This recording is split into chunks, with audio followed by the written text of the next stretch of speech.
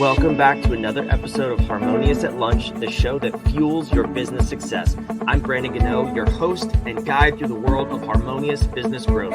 Today, we're unlocking powerful strategies with industry experts to help your business thrive. If you're a business owner, entrepreneur, or executive, you are in the right place. Join me and our incredible guest today on the journey to clarity, growth, and success. It is time to revolutionize your approach to business. Let's dive in with another episode of Harmonious at Lunch. Welcome back into some more bite-sized business advice. In today's episode, we got a business owner and entrepreneur in an industry that you probably haven't thought about a whole lot, but I can promise you, you are familiar with what it is. We'll dive more into that story, but we're going to hear his journey, the journey of building a franchise, and all about his franchisees and what they're doing to build their businesses and make an impact in their communities too. So really fun conversation today. David Sauers, welcome to the show, and thank you for being here. Hey, thanks, Brandon. I appreciate you having me on. I also forgot to mention that if you're listening to this episode and not watching it, this one I'm going to require that you go over to YouTube and watch it. At least watch a little bit of it. David has been crowned the coolest background ever for a guest on this show.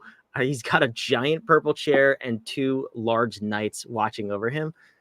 So please just go to YouTube. But David, fantastic background. You also have a very unique business, Royal Restrooms. Tell me about how you got started in, is it okay to say the porta-potty business? But it's much more than that. But how did you get your start? Brandon, everything is, in any small business, anything, it's all about branding. It's all about being recognized. It's all about, kind of being that crown jewel. And here at Royal Restrooms, that's, we want to make things memorable. We want the experience. We want, hey, we can poke fun at ourselves. We can get out of the box and get out of the grind and take care of business.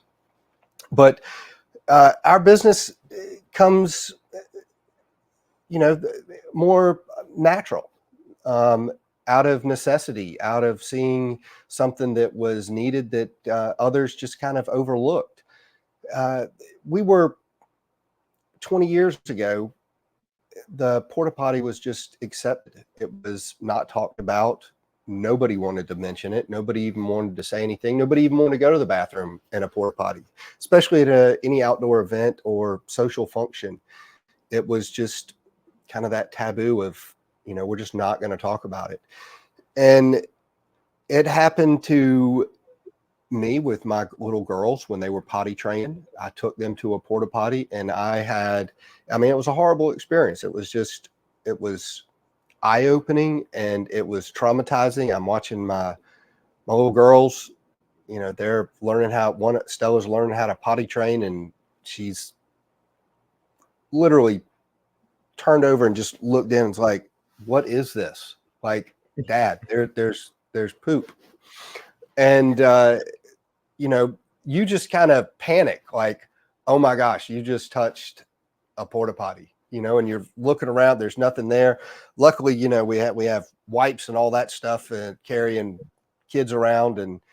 But the experience just prompted a change. Like after that night, the bad part of it is I ended up holding her over the porta potty, and then she ended up just peeing on me. And it just progressively got worse. But out of those experiences, you evolve. You think, how can this be done differently? How can things change?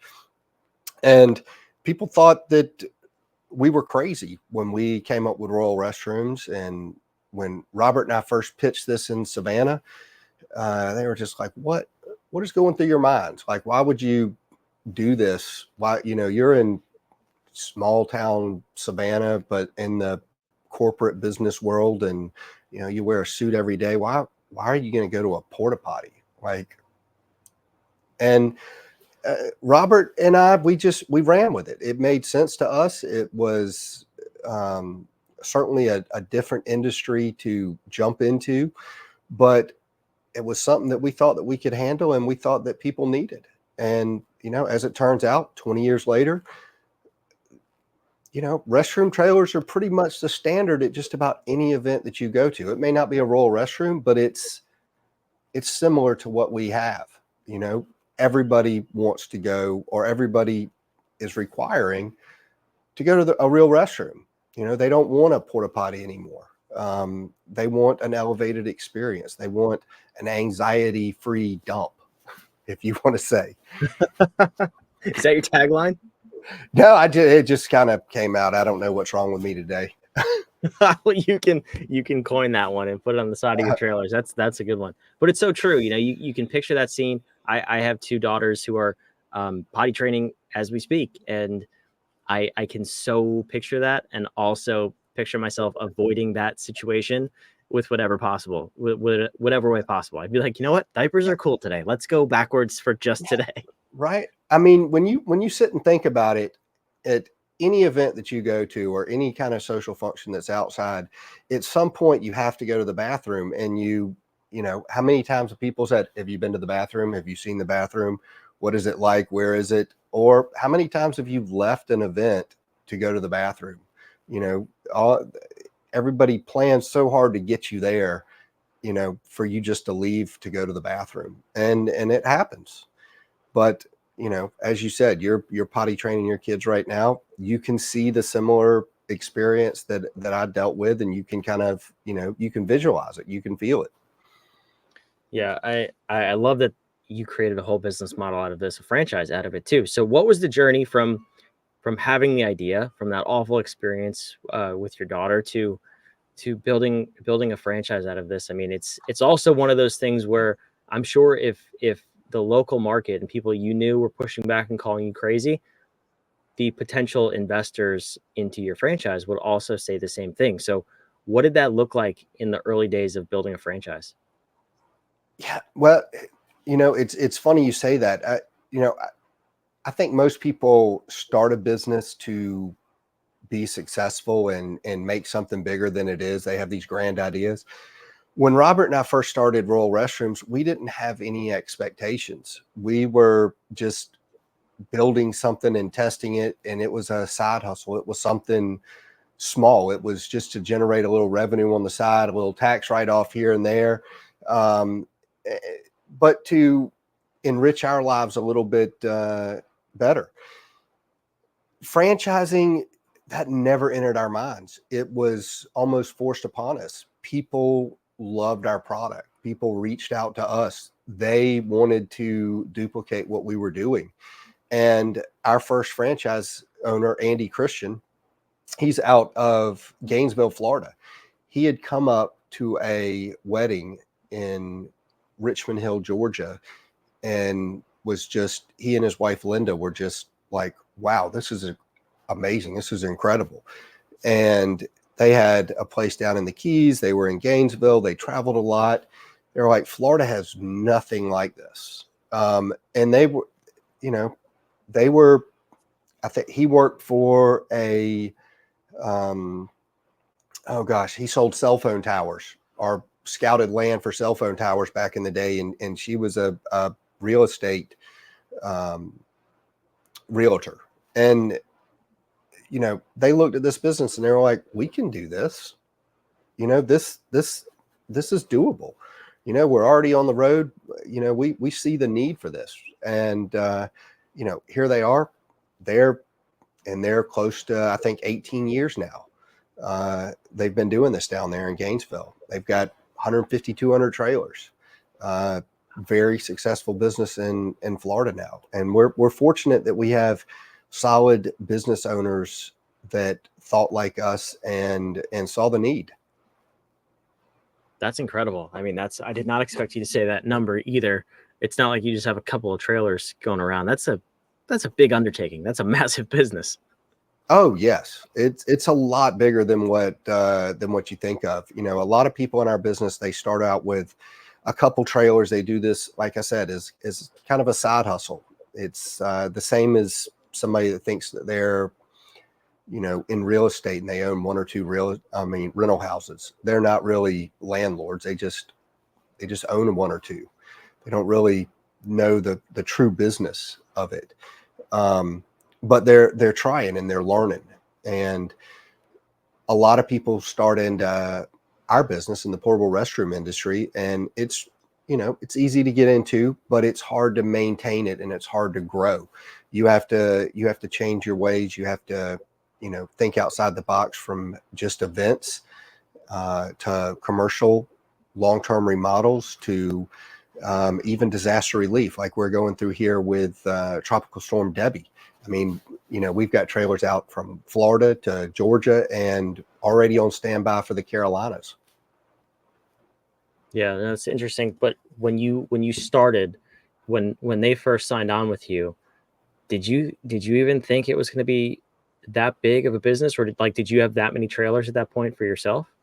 No, no. It was still relatively small, and we just, at that point, it was kind of like, oh, this could be big. This could be bigger than what we ever thought it was. But at no point did we ever think that it would be on the scale that it is today. Even here in Savannah, I mean, we've got well over 100 trailers in a market that's Savannah that has a population of 150,000. Even though our demographics is closer to 500,000, but we've got over 100 restroom and shower trailers. That is a lot of trailers. I mean, we've got 15 to 20 employees now. That's a lot of moving parts, and it certainly takes up a lot of time. And if we didn't have dedicated employees like Kim McCarty and Jeff Merns and those people, we wouldn't survive. Robert Glisson and I would not be here without people that have put so much into our business for us. Yeah, it's so cool to have that, to hear that you have such a good team behind you. I'm also interested to hear about your franchisees. You have a number of them now. I think you said 30 before we started recording. What's their journey been like? Because yeah, we heard the success story of the first one, which is awesome. But again, it's a unique business. It's an industry people probably wouldn't think of if they want to venture into franchising. So what's come of it from all the people who have invested with you? We're an untapped market, really, and our growth or in the industry has been exponential the last few years, especially with COVID.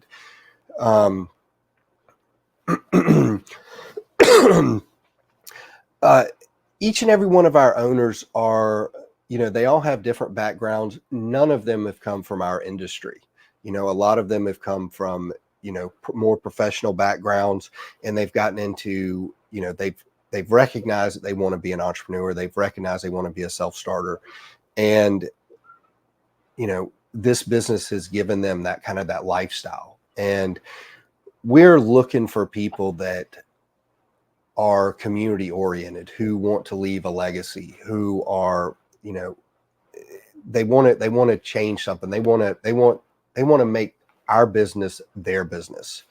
So a lot of our owners from the West Coast to the Midwest, they've all taken different paths. They've all grown the business a little bit differently.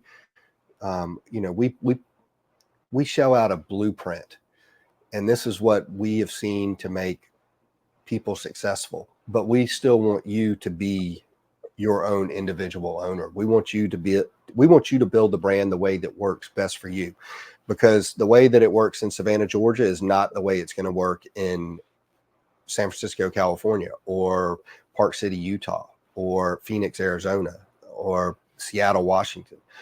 All of those places have different markets. They have different regulations. They have different needs.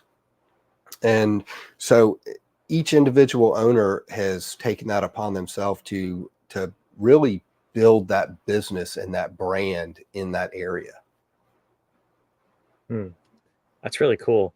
And where do you want to take the brand next? Like what's the next 5 years? You just celebrated 20. It's a huge milestone.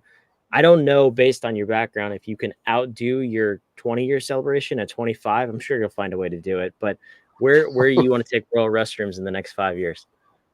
Well, as I mentioned to you earlier, Brandon, we've grown kind of organically. We've never pushed a whole lot to try to sell the brand Royal Restrooms. We've never really truly marketed it to a franchise. We've never put any money into it. Our growth has all come from, you know, people that want to be a part of our business, and we've been pretty picky about who we choose, because we want everybody to fit together, work together, and be a part of our family. You know, being involved and learning everybody's ideas and their values is, and correlating with what Robert and I've put into Royal Restrooms, is very important to us. But now, you know, like you said, in the next 5 years, I would really like to push this business and see what we can do. I think we're poised to make a run and grow some markets, especially in the Northeast. You know, we don't have many offices up there, and then in the northern Midwest. You know, we need some office owners. We need some like-minded individuals to help us grow.